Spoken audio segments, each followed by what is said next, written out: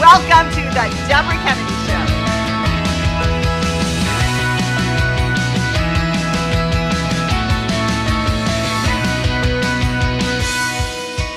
I'm so excited to have Nicole Sodoma as my special guest tonight, leading law practice attorney, and you were saying a divorce on a really bad day, family law on a really good day. Right. Yes, I love that, Same thing. Nicole. Family law attorney or divorce attorney, depending on what kind of day you're having. I love that. And you are a badass. You are one of the leading in the whole country. So we're so excited to have you on the set tonight.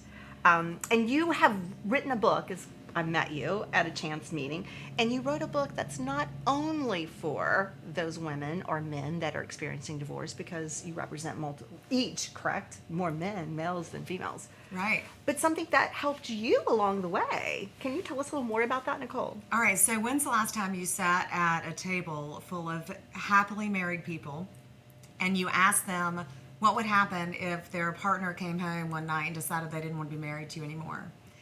And that is a lot of time, the dinner conversation. I'm not that much fun to have dinner with, I guess, but this is what I'm thinking. Like if I'm sitting, like I love the idea of marriage, and in the book we titled it A Perspective from a Marriage-Loving Divorce Attorney, because I do love the idea of marriage. And in my 20-something year law practice, focusing on family law or divorce, I have also put together quite a few couples, whether I scare them back into being together or whether they genuinely want to give it a shot. It's really important to me that everyone that comes in to see me understood that there was a choice, right? Right. So I had all these different perspectives. A pretty normal perspective. I was a kid of divorce, not so unusual. I was a divorce lawyer. I'm a divorce lawyer, 20-something years. And so, and then all of a sudden I got divorced, and I wasn't expecting to get divorced. It happened. I spontaneously combusted. But what I learned through that process and all these perspectives was that there were all these things my clients weren't telling me, and there were all these things that I could have been telling my clients. Right. So, so that is a little bit on how the book started. It originally was supposed to be, I had dreamed of it being a funny bathroom book. Right. Before we took Instagram to the bathroom with us. I don't know if I'm allowed to say that. Sure, but, say whatever you want. But, I wanted 30 ways that you could stay married. Right. 30 things not to do if you want to stay married. And what happened was, as I was developing these 30 points, I met with my co-author, and she said, oh my gosh, there's so much more. There's so much more to the story that you can tell. So that was my goal. So I divided it into 3 parts. The first part is about how to stay married.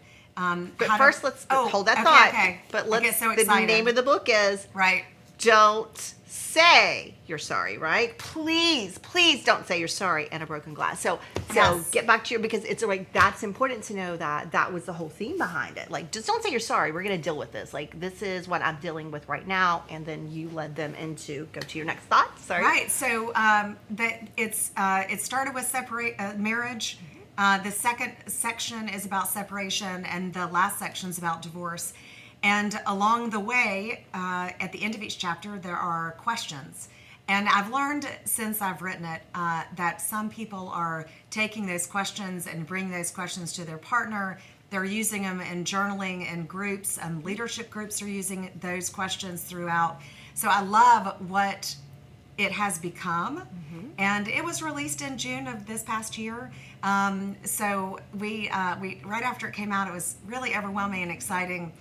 I took a break for a minute, and now we're geared back up and on the road with it. And it's just been, this is going to sound, I don't know, this is probably going to sound a little cheesy, but when I get up in the morning, the thing that makes me tick is to lift someone up and to leave them better than I found them. And it seems to me that there's so many things that I was able to share in the book that I feel like if you do have an opportunity to pick it up, you are going to ask yourself those hard questions, even if you didn't expect them.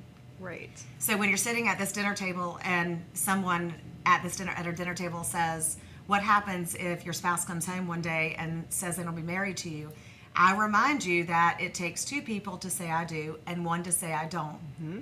And if you are not prepared for that, then shame on you. Like, it's okay to be in love. It's okay to be in companion, in marriage. But do it in a way that makes sense for both of you. Right. And be prepared because something could happen. We don't want it to happen. We buy insurance with the hopes that we never have to use it. Mm-hmm. But the reality is that there is a possibility and we should be prepared for it. There's a 50% there's a 50% possibility that something is going to happen and you should be prepared for it. But what I love is that you are a leading divorce attorney and you did know the ins and outs of it. However, there were a few things that you reflected on when you were going through your own divorce. But what I also like about the book is that it's really not just for those that are entertaining the idea of a divorce. It's a workbook. It's like you said, it's, check the list, read each chapter because each chapter is divided into something great. And it could be something that perhaps prevents a divorce, so you don't think of a book like this as something that could be preventative, but it can. Well, for those who pick it up who have already been divorced, they will probably find some clarity in knowing that they were not alone. Right. Right? Mm-hmm. But that is actually not who I was targeting. You're exactly right. Mm-hmm. I want people who are not considering divorce to pick it up. I want people who don't know what to say to someone who's getting divorced to pick it up because everybody knows someone who's getting divorced. I want, when you hear somebody's getting divorced, I want them to send this book to them, and not because I'm trying to sell the book, but because it's a better way to know. It's maybe there's an opportunity, in the first section, there are great resources and webinars and references to great marriage therapy, marriage therapists and offsites. I mean, it's just, It's a book of tools. It should be. We're going to take a quick break. When we come back, we're going to talk about the top questions that you would advise our viewers out there that are ready to experience a divorce. All of that when we come back.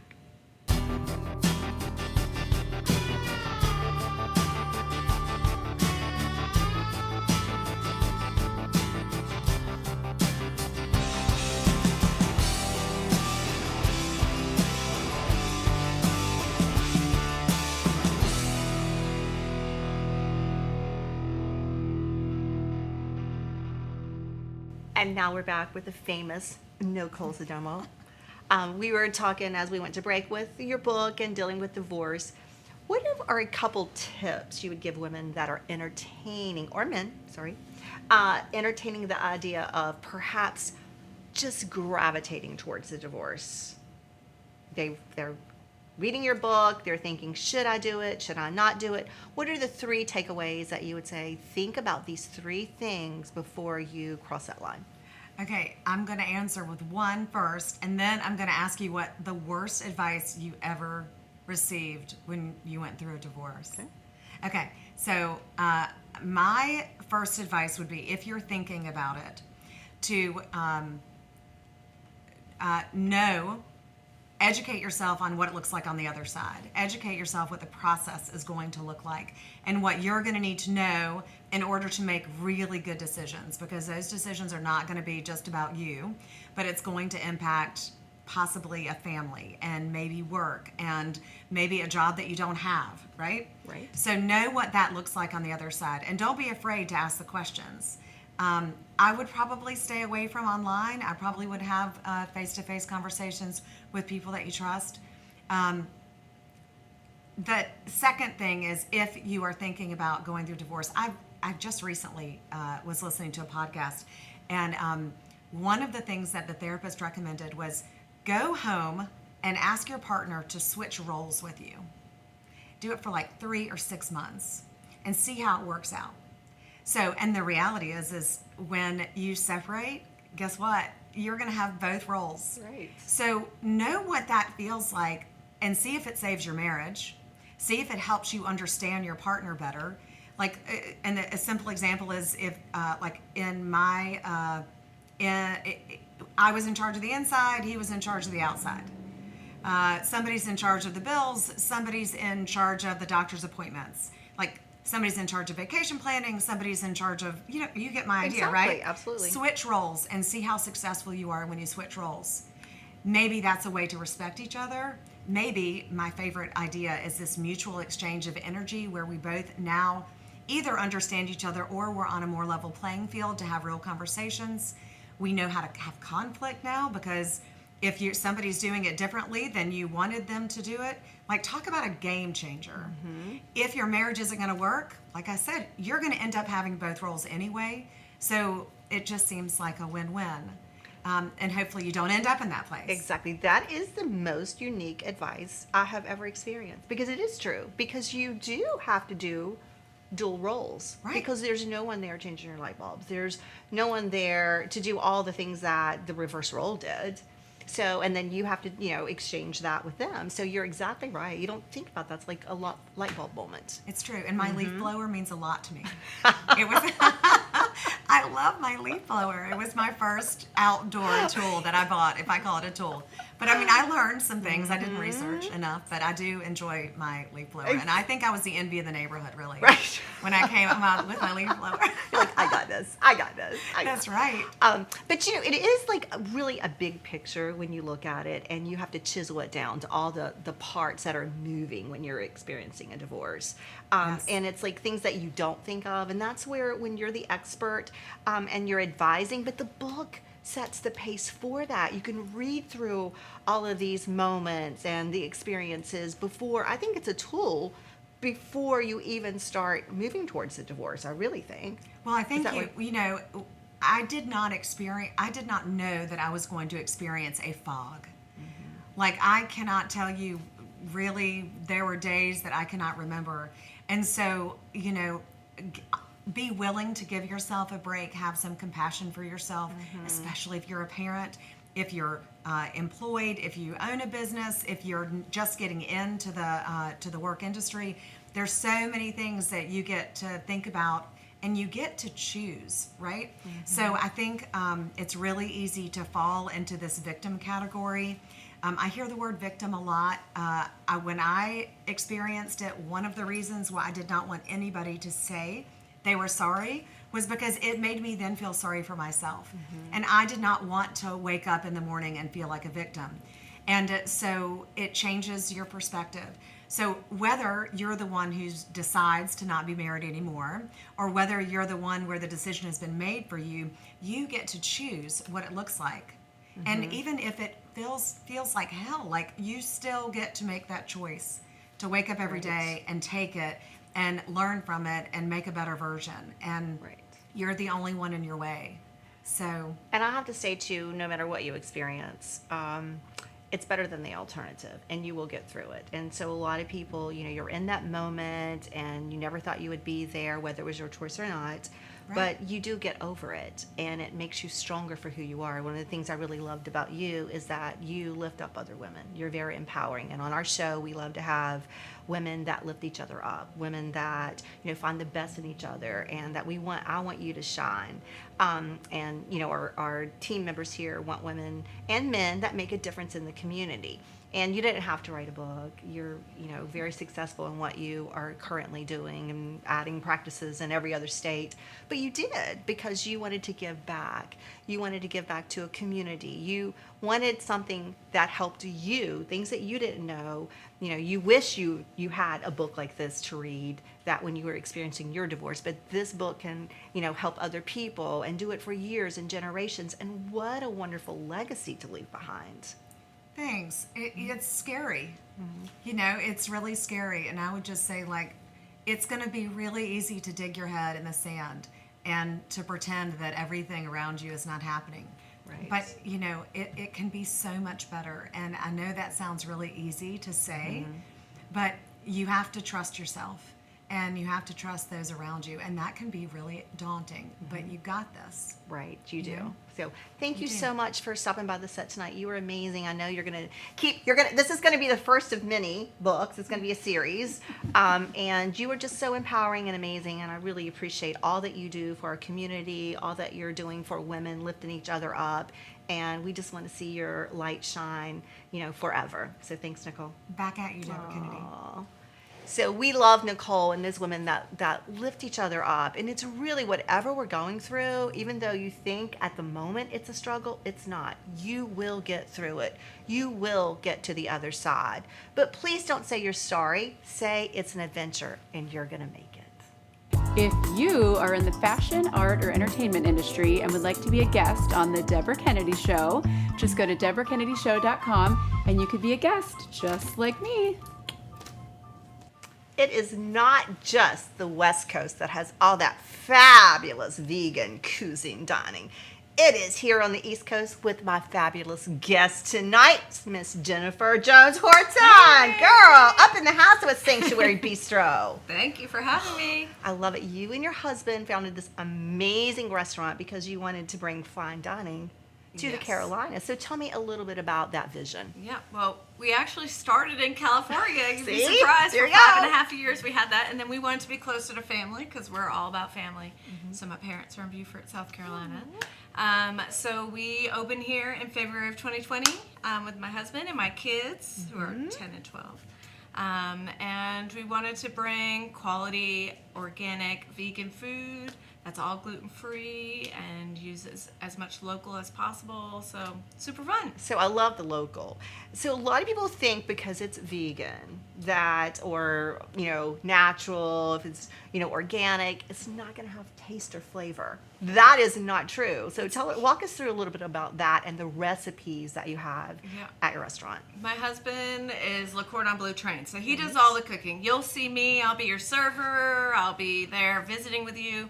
But Barry does all the cooking. He's Le Cordon Bleu trained, so he's classically trained creams, butters. That's how he learned to cook. And then he brought veganism with that same mouthfeel. So his whole goal is to create that desired texture that you want from all your food. So it's really exciting. Like you can get crispy ravioli with our house-made cheese that is fermented traditional style, and habanero cashew creams, and so it's pretty exciting, and it's like great for everyone. So any kind of foodie, whether you're vegan or not, it's exciting to come and try food that is high quality. So I would say it is for foodies, but I'm going to tell a little story that I think is like very big misconception. People think because it is vegan or organic that it's going to be very healthy and very light in calories. Yes. And there was a guest that was a chef, and she was a big girl. I mean, a big girl, and she was vegan. So it doesn't necessarily mean it's going to be like less calories. It means it's just not going to have meat, no animal products. No animal products, right? Yes. So, and a lot of times that is like people come in and they're like, "Where's the steak?" And so we get really excited because we'll say, "Oh, I bet you're going to be full by the end of this," and they're like, "I'll never get full on a vegan diet." And we're like, "Well, challenge accepted." And so by the end, they're dying; they're so full. So that makes it really fun. So one of the things that I think that it's a labor of love for your restaurant too, because I would say there's a small margin of profit. Oftentimes in restaurants, is a very small. You have to run it like you're family oriented. Yes. You are out there on the front of the line. Your husband's in the back of the line. Your kids are out there working sometimes. So I think there's such a small margin that it has to be a labor of love. And so moving from the West Coast to the East Coast, even though you're near family, you wanted to be near family, that had to be a big moment and a big challenge for you to think, will we make it or break it? Yeah, that was a moment. There's a lot of emotions wrapped up in it. We left a place where we were successful. We knew we could do it. We were moving to a place where I didn't know how a high-end vegan restaurant would do. We were kind of, there is a vegan scene here that's already established, which is really exciting. I mean, we're really excited to be a part of that scene. Nourish and Plant Joy and Soul Miners, they're all established here. And so we were excited to be a part of it. And then then bring it up to like a fine dining level, which makes it really exciting. So I love that because we have a lot of empowering women, empowering men, people that are making a difference in our community. And I love that you name dropped a few of the other restaurants because there's enough to go around. A lot of people think I'm the only game in town and it's all about me. But yours is different. You know, yours is unique. It's fine dining and the others aren't. Right. You know, but they're amazing restaurants. Exactly. So I love that you like lifted your compadres up and said, you know, these are other options. We're just exquisitely different because our cuisine's different. We give out a list after you leave our restaurant with every vegan restaurant in all of Charlotte, and we change that every week, keep it updated with new restaurants coming in. We are not here to compete with you. We are trying to help build the scene. We are passionate about veganism. We want places to go. We want everyone to have places to go that is special for each person. So that is really, really important to us. We want to be the West Coast. No, I'm kidding. Yeah. So we're going to take a quick break and show some of that mouth-watering food that you prepared. We're going to show some foodie shots, and then we'll be right back.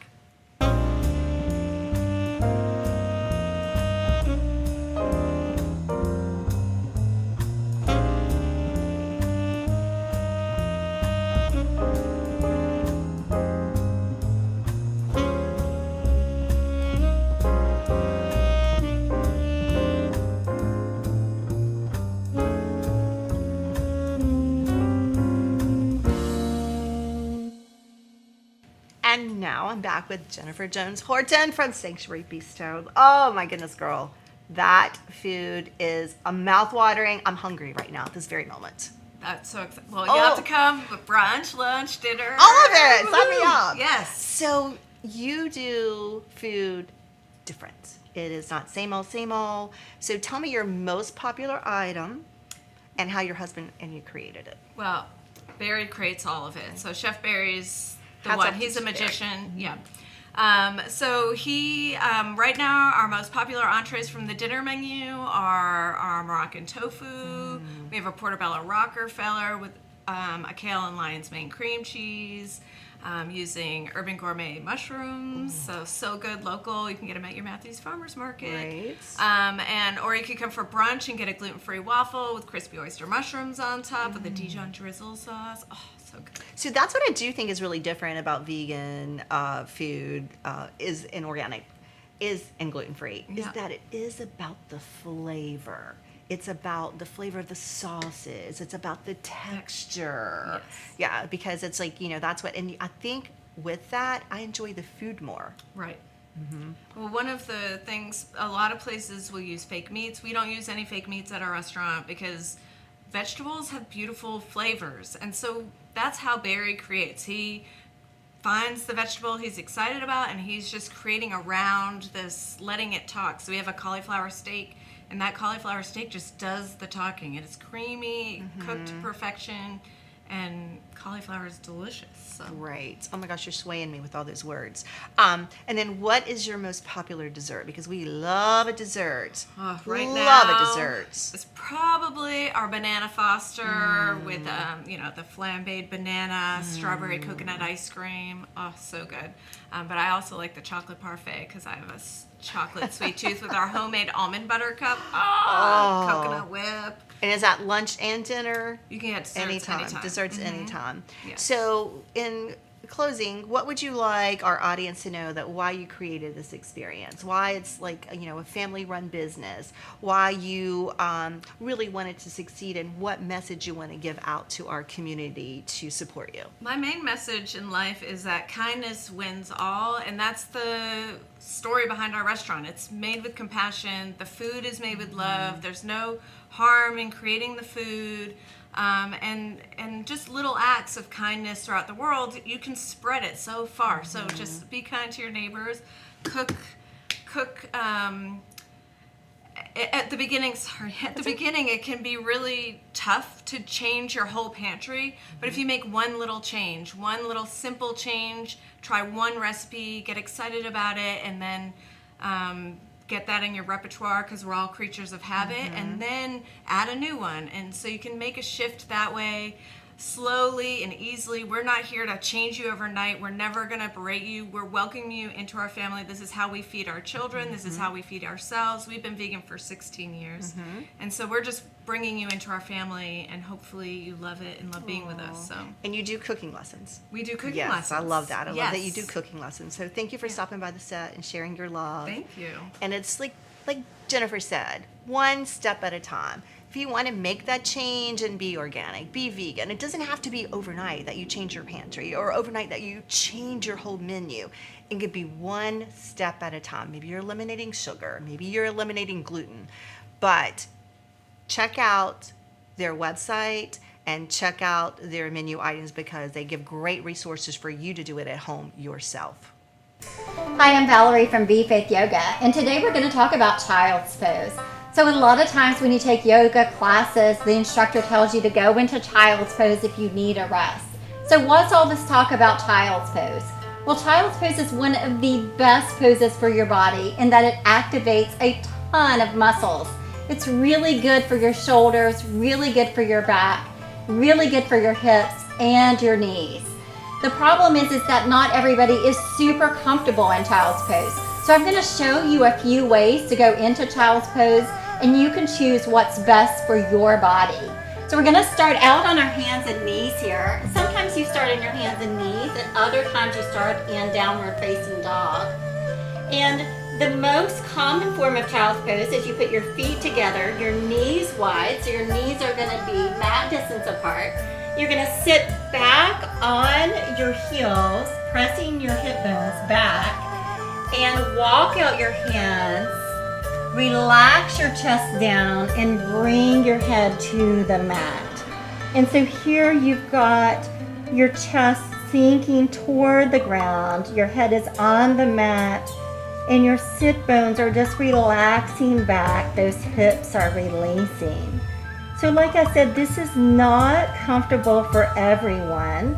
So a version of this pose that you can take is that you can come onto your hands and knees. You can put your knees together, and you can bring your sit bones back here and continue to walk your hands out, melt your chest down, and bring your head toward the mat. The last thing that you can do, modification, is come up on your hands and knees, bring your sit bones down, and you can bring your arms behind you, because for some people that shoulder stretch doesn't feel so good. Just relax your shoulders back and down, and just lay like this, watching your breath, relaxing your shoulders, relaxing your hips. Good. So go ahead and bring your hands beside you, and you can push yourself back up to this kneeling position. So hopefully that helps a little bit. Next time your instructor says to go into child's pose, hopefully that will help you decide which child's pose feels best for your body. I hope you have a great day, and thank you for joining me. Namaste.